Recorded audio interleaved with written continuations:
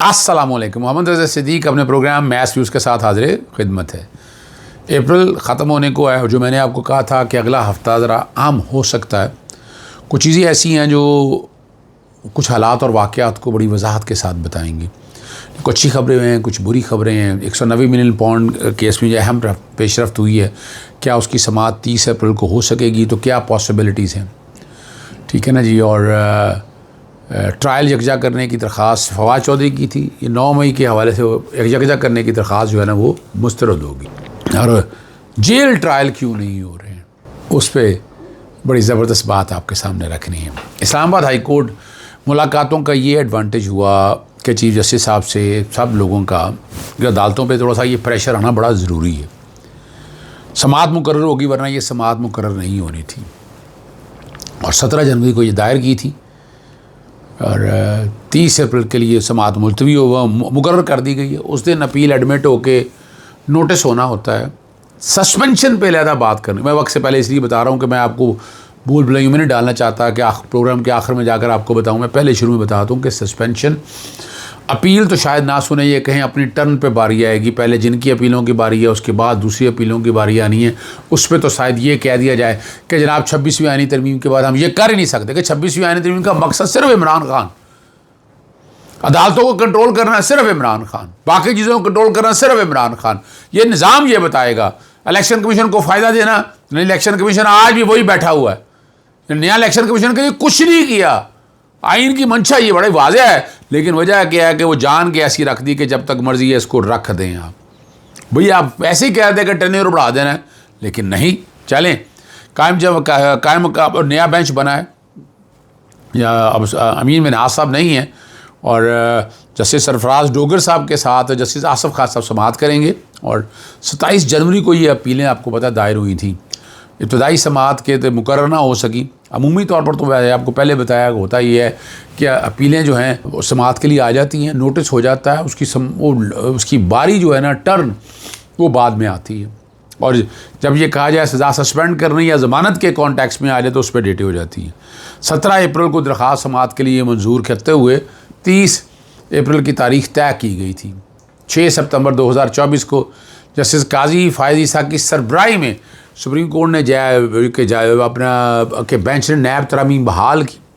और पीडीएम की हुकूमत ने, आपको याद होना चाहिए, रजीम चेंज के बाद तरमीम की थी। वफाकी कबीना, उसकी ज़ेली कमेटियों के फ़ैसले नैब रेफरेंस से इस्तिस्ना हो गए, मगर माली फ़वाइद करप्शन का इल्ज़ाम हो तो कार्रवाई हो सकती है। और नैब ने, आपको पता है, मौक़िफ़ अपनाया था कि इमरान खान और मुशर्रफ ने माली फ़वाइद हासिल किए हैं, मगर अल-कादर ट्रस्ट के चीफ फाइनेंशियल ऑफिसर जो नैब के मरकज़ी गवाह थे, उन्होंने अदालत में गवाही दी कि माली फ़ायदा कोई हासिल नहीं किया। और वाकई हकीकत है, कोई बता दे, कोई प्रॉपर्टी इमरान खान ने, कोई गाड़ी ली हो, कोई एवन फील्ड बनाए हो, कोई सिर महल में घर हो, तो ऐसी कोई चीज़ रिकॉर्ड के ऊपर नहीं है। और ज़मानत की जब मंजूर करते हुए जब शुरू की बात हो रही है, अब तो जो कि ज़मानत जब आप सज़ा हो जाए तो वो ज़मानत मनसूख हो जाती है आपकी। लिखा होता कि ये मज़ीद इंक्वायरी का केस है, और नैब ने मज़ीद इंक्वायरी नहीं की। और जो भी कहना है, मैं ये नहीं कहता कि कानूनी तौर पर मज़ीद इंक्वायरी होनी चाहिए थी, अब जो कि एविडेंस सारी आ चुकी हैं और उनके पास इल्ज़ामात के सबूत मौजूद नहीं है। यानी एक ट्रस्ट बना था। ये क्या बना था? एक ट्रस्ट बना था इमरान। और मैंने आपको वाज़ेह बताया था, जब आप टैक्स गुजार हों तो आपको एडवांटेजेस हैं। आप ज़कात जो पैसा ये देते हैं डोनेशंस का, उसमें आपको सर्टेन एग्जम्पशंस हैं।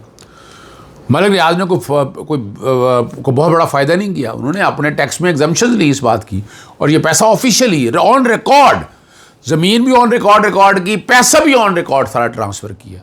यानी उन्होंने, और इसका नाम जो है अल-कादर ट्रस्ट रख गया। ट्रस्टी इमरान खान साहब या बुशरा बीबी या कोई और लोग आ गए। यानी ये बेसिकली बुनियादी तौर पर ये एक ट्रस्ट का इदारा है।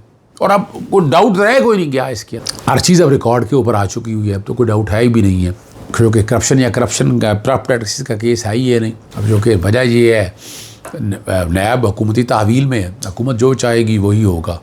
यूट्यूबर यो सहाफ़ी जो हैं, मुतासरा सहाफ़ी हों, उन्होंने पहले तो सुन रहे थे शायद कोई इनकम टैक्स के हवाले से ऐसी कोई बात ना हो, लेकिन DW की ख़बर के मुताबिक जो है ना, मुतासरा सहाफ़ी जो है ना, पाकिस्तानी सहाफ़ियों के मुताबिक मुतलका बैंकों ने बज़ाहिर जो है वफाकी तहकीकत इदारे FIA की हदायत पर उनके या उनके रिश्तेदारों के अकाउंट मुंजमद किया। मैंने इसीलिए इमरान रियाज के हवाले से लिख दिया, FIA को भी लिख दिया कि आपके कहने पे हुआ, लेकिन दरअसल पसे पर्दा कुछ कहानियाँ कुछ और होंगी। और कौन सी ताकत ला रही है वो आप सब लोगों को पता होगा। सदीक जान के भी बैंक अकाउंट्स ब्लॉक कर दिए गए और वो कहते हैं कि उनकी कार्रवाई के पीछे उनका ये कहना है कि मुल्क की खुफिया एजेंसियाँ हैं। अब पता नहीं ये बात सही है या गलत है, वो उनका ये कहना है। और FIA ये इकदाम अपने तौर पर नहीं कर रही, यानी एक बात तो उनकी हद तक आ गई FIA। अब FIA तो मनी लॉन्ड्रिंग में कर सकती, मनी लॉन्ड्रिंग है नहीं, पैसा यूट्यूब से आ रहा है और कोई करप्शन या करप्ट प्रैक्टिस का पैसा है नहीं, उसको जहाँ मर्जी इस्तेमाल करें, डिक्लेयर्ड पैसा है, ऐसा तो मसला कोई नहीं है। एक बड़ा जो बुरी खबर है, फवाद चौधरी ने 9 मई के तमाम मुकदमा तो कोई यकजा करने की दरख्वास्त दी, ट्रायल यकजा करने की दरख्वास्त खारिज हो गई है। लाहौर हाई कोर्ट के जस्टिस शहबाज रिजवी और जस्टिस तारिक सलीम शेख पर मुश्तमिल 2 रुकनी बेंच ने फवाद चौधरी की दरख्वास्त पर 16 सफ़ात पर मुश्तमिल तहरीरी फ़ैसला जारी कर दिया। इस फैसले को चैलेंज करना चाहिए सुप्रीम कोर्ट के अंदर। और जस्टिस जो फ़ैसला जो लिखा है जस्टिस तारिक सलीम शेख ने तहरीर किया और कानूनी नुक्ता तय किया है कि जिन मुकदमा में मुमासलत ना हो उन्हें यकजा नहीं किया जा सकता। उन्होंने लिखा है कि फवाद चौधरी पाकिस्तान तहरीक इंसाफ की हुकूमत वफाकी वज़ीर से 2018 से 2022 तक वफाकी वज़ीर खिदमत सर अंजाम दी।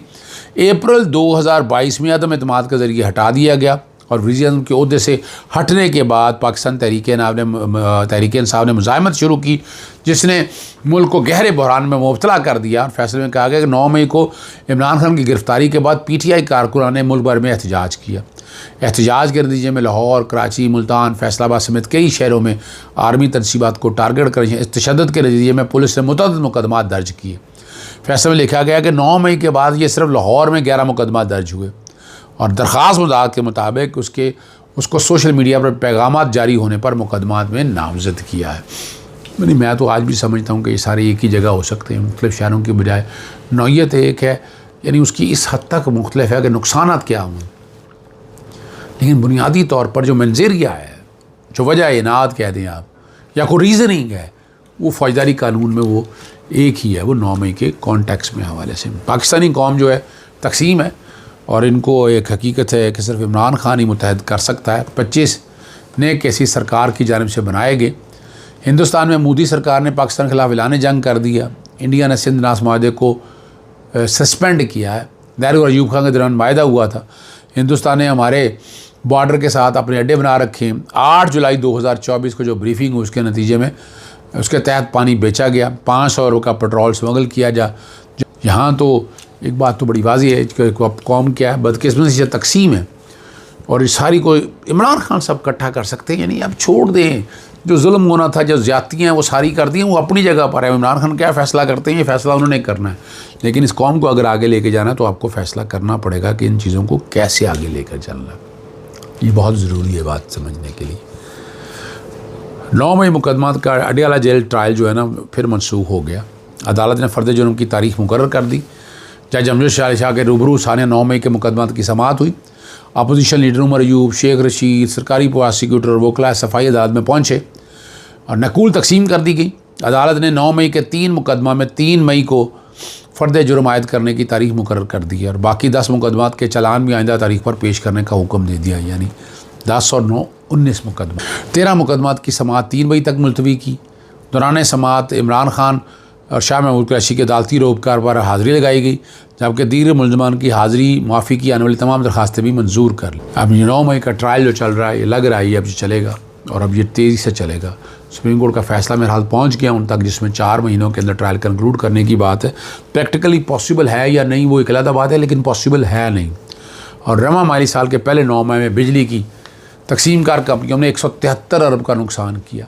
पावर डिवीज़न की रिपोर्ट में बताया गया है कि 9 माह में 41 अरब रुपये इजाफा हुआ नुकसान में और ये बताया गया गुज़श्ता साल 9 माह के दौरान ये डिस्ट्रीब्यूशन जो कंपनियां हैं नुकसान 102 अरब हुए, तो 102 और 41 143 अरब हो। जुलाई से मार्च 9 माह में पाकिस्तान के गर्दिशी कर्जे में 2 अरब इजाफा हुआ और मार्च 2025 तक जो गर्दिशी कर्जे हैं ना ये 2396 अरब रुपये, इतनी बड़ी रकम है। एक्साइज एंड टैक्सेशन डिपार्टमेंट ने एक खबर आखिरी जो बात करनी है, माल खाने से बड़ी तादाद में गाड़ियाँ गायब हो गई। ये इस्लामाबाद की बात हो रही है, ज़राई एक्साइज़ के ऑफिस के मुताबिक 5 साल के दौरान 350 से ज़्यादा गाड़ियाँ मुख्तलिफ़ खिलाफवर्जियों पर तहवील में ली। और फिजिकल चेकिंग पर मामूल इंस्पेक्टर रोड चेकिंग स्टाफ ने गुज़श्ता 5 साल के दौरान 350 गाड़ियाँ जब्त करके मालखाने में जमा करवाई थी। गायब की गाड़ियों में इंतहाई कीमती गाड़ियों जो बताया जा रहा है land cruiser, range rover, Toyota Honda और दीगर गाड़ियाँ शामिल है। सीनियर अफसरों ने एक्साइज़ के रिकॉर्ड को फौरी तौर पर तहवील में लेकर सच्चाई सामने आ जानी चाहिए। अगर 350 गाड़ियाँ पकड़ी गई तो कहाँ गई? हो सकता है कोई इसमें से अपना सुबरदारी पे गए हों या ओरिजिनल मालकान आ गए हों या और कोई वजूहात बनी हो, तो वो सारी चीज़ें तो आपके सामने आने वाले दिन में आ जाएंगी और पता भी चल जाएगा कि असल कहानी क्या है और हालात और वाक़यात क्या है। इजाज़त चाहता हूँ। अस्सलाम वालेकुम, अल्लाह हाफ़िज़। पाकिस्तान जिंदाबाद।